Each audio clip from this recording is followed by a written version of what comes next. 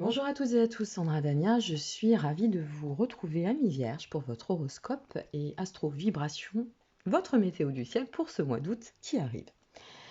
Alors autant vous dire que c'est un mois d'août extrêmement vif qui vous attend.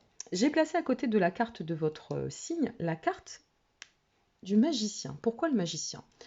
Le magicien, c'est une carte en fait qui représente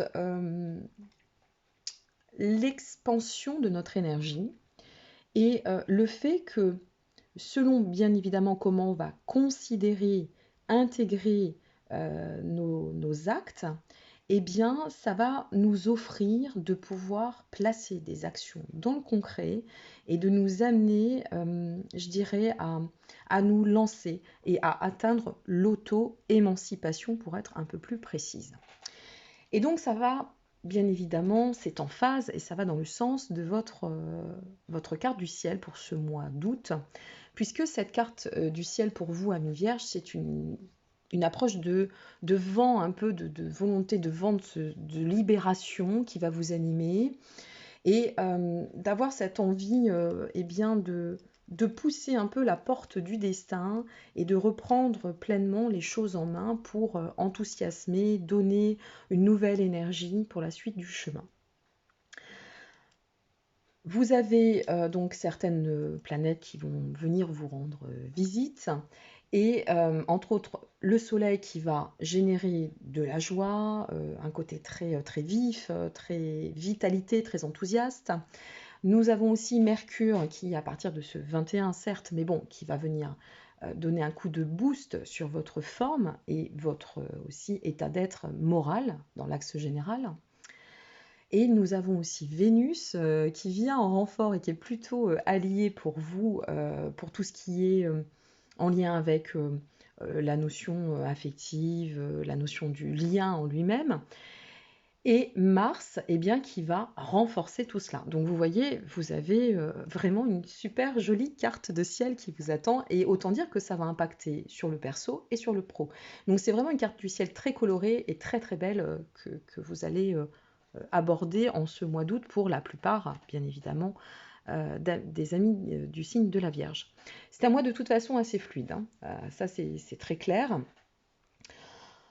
On peut, pour certaines vierges, être vraiment dans une envie de poser des projets, de déterminer des actions et d'ancrer tout cela dans la matière. Alors, on a le côté un peu neptunien, alors c'est la planète des poissons, donc c'est un peu la rêvasserie, hein, Neptune, qui vous aidera quand même à prendre du recul malgré cette dense énergie pour profiter et de pouvoir placer ces actions au fur et à mesure. Ça, c'est plutôt pas mal pour vous. Au niveau de Mars et de Vénus, eh bien là, ça va être deux planètes bienveillantes pour vous, hein, et qui vous aideront à passer un mois plutôt agréable.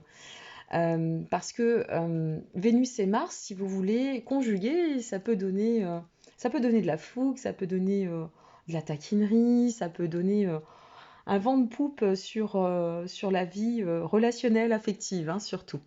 Donc ça peut aussi aider parce qu'on a Saturne, Pluton et Jupiter qui viennent s'intégrer, hein, à cette carte du ciel et qui pourraient vous permettre de libérer, si vous voulez, tout ce qui pourrait être toxique, tout ce qui pourrait être peu révélateur pour pouvoir, donc, du fait d'écarter tout cela, ou de s'en écarter, eh bien, de tendre à stabiliser de façon plus épanouie. Alors, soit, il y a deux possibilités, soit ça va être, bon, on écarte ce qui a pu nous brouiller, nous gêner, on repart sur un nouveau schéma, une nouvelle dynamique, et on donne plus d'épanouissement à notre relation si vous êtes en couple, ou alors si vous êtes en couple et pas dans la bonne configuration, c'est très simple, on s'écarte et puis on reprend le vent de liberté pour s'accomplir autrement et de façon beaucoup plus lumineuse.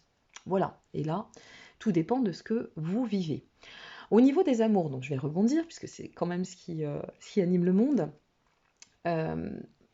Vénus reste en Gémeaux jusqu'au début de mois, ce qui va apporter un climat plutôt sympathique à votre mois, plutôt intéressant. Et puis Mars, avec ce côté passionné, donc si vous êtes en couple, c'est vrai que ça pourrait vous pourriez vous sentir habité dans une envie, si vous voulez, de, eh bien, de vous accomplir. Alors, une fois de plus, hein, soit dans l'envie de construire plus encore dans le couple, soit de vous accomplir, eh bien, en vous détachant et en vous écartant de potentielles relations qui ne seraient plus bonnes pour vous. Mais ça reste un mois de construction, puisque qu'on s'écarte ou qu'on aille de l'avant ou qu'on s'investisse, quoi qu'il en soit, on bâtit quelque chose, hein. Donc, c'est important de se projeter dans l'idée de bâtir et puis de bien s'écouter, euh, de se consacrer à soi. Et soi, c'est aussi l'essentiel. Je m'écoute, je me fais confiance.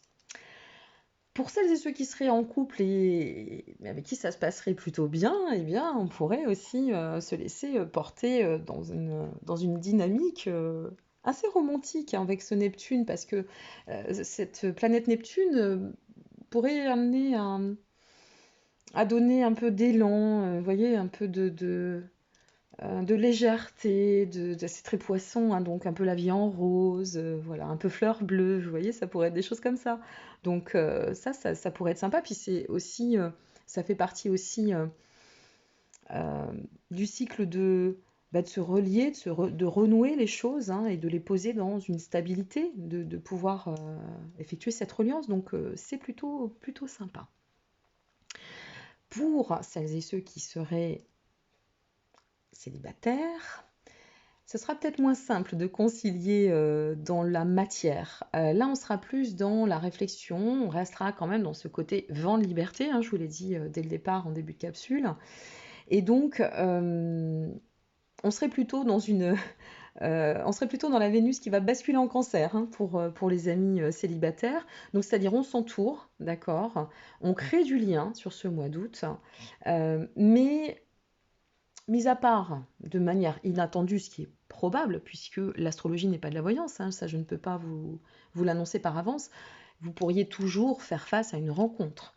Et si cette rencontre devait se faire, elle serait dans le cercle amical, voilà, le cercle relationnel. Mais là, on sent que vous avez vraiment cette envie ben voilà, d'agir de façon assez aérée. Nous dirons cela comme ça. On va passer sur l'axe pro et travail. Alors, sur le côté travail, ça risque d'être, à mon avis, pour certaines vierges, ça risque d'être très fluide, très coulant, hein, ce mois d'août. Même si on sent de la détermination à œuvrer dans votre vie, à faire un peu place nette sur certains domaines et aller de l'avant pour projeter certains projets, eh bien, ça risque d'être une tendance assez calme, une tendance à ne pas trop en faire. Voilà, donc pour certaines personnes du signe de la Vierge, vous pourriez être plus dans une envie de planifier, vous voyez, planifier les choses pour la rentrée plutôt que de vous mettre dans les actions pour actions et ne pas sortir la tête de l'eau. Non, on n'est pas du tout dans cette dynamique. Et puis, bien pour certains, ce serait plutôt je me laisse couler, la vie est belle et le farniente, ça fait du bien. Donc profitez-en. De toute façon, vous avez en protection quand même Soleil, Jupiter, Saturne, Pluton qui s'occupent bien de vous, hein, qui vous permettront eh bien, d'avancer davantage pour la suite. Donc pas trop d'inquiétude et ça se passera plutôt bien. Moi, je pense que les amis vierges, là, sur ce mois d'août, ça va être plutôt sympa, hein, ce mois d'août. Pour celles et ceux qui seraient dans une quête de travail, bah, c'est pareil, hein. Hein, ce mois d'août, ça va être peut-être le mois de la pause, hein. Moi, je pense qu'il vaut mieux le prendre comme ça, le mois un peu réflexif, un peu introspection. Donc, ce serait plus en seconde moitié, hein, que vous pourriez vous ressentir dans l'envie de placer des actions, cette première moitié, voire les 3 premières semaines.